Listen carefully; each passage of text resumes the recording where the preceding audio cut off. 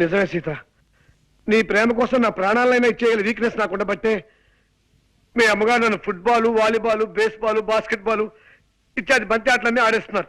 మిమ్మల్ని ఇలా కష్టపెడుతున్నందుకు నేనెంత బాధపడుతున్నానో తెలుసా? ఎవరే సీత? నేనండి సూరిబాబుని. ఎవరు? శూర్పణఖవా? శూర్పణఖని తాటకని కాదత్తయ్య గారు, నేను మగవేధమని. మీరు మరీ లింగ భేదాలను కూడా గమనించకపోతే ఎలా? నేను సూరిబాబుని. అంత గట్టిగా అరవకు నాయనా, నాకు చెవుడనుకుంటారు నలుగురు.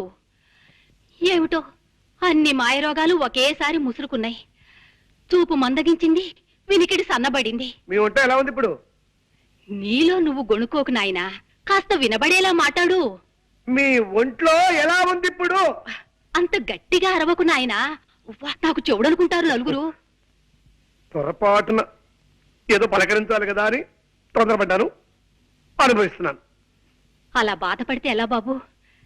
పెద్దదాన్ని, జబ్బుదాన్ని పలకరించక నీకు తప్పదు కదా.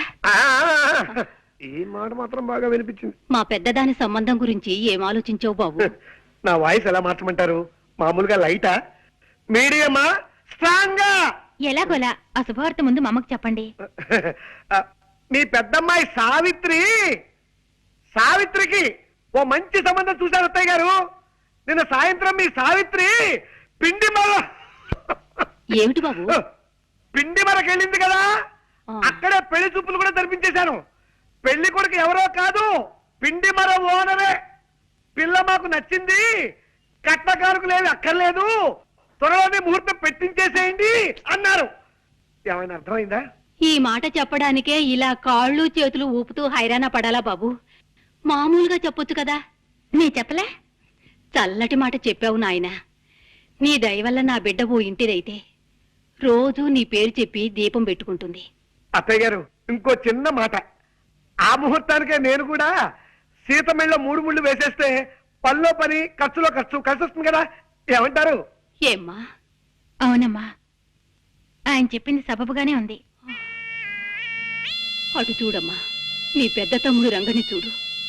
వాడిని ఏదైనా ఉద్యోగంలో చేర్పించకుండా వాడి భారాన్ని ఈ జబ్బు తల్లి మీద వదిలేసి నీ దోవ నువ్వు చూసుకుంటావా తల్లి? అమ్మా, పాలనా పాలనా చూసుకునే మనిషి లేక వాడు ఏ జేబులు కొట్టే వెధవ కిందో, దారులు దోచే దరిద్రుడి కిందో తయారవుతాడు. పోన్లేమ్మా, తమ్ముడేవైతే నీకే. నువ్వు పెళ్లి చేసుకుని వెళ్ళిపోమ్మా, హాయిగా సుఖపడు. అమ్మా, ఇదే చెప్తున్నాను. 6 నూరైనా సరే తమ్ముడికి ఉద్యోగం దొరికేదాకా నేను పెళ్లి చేసుకోనుగాక చేసుకోనమ్మా. చెప్పదని చేసి మరీ చెప్తున్నాను. నా తల్లి, నా బంగారు కొండే.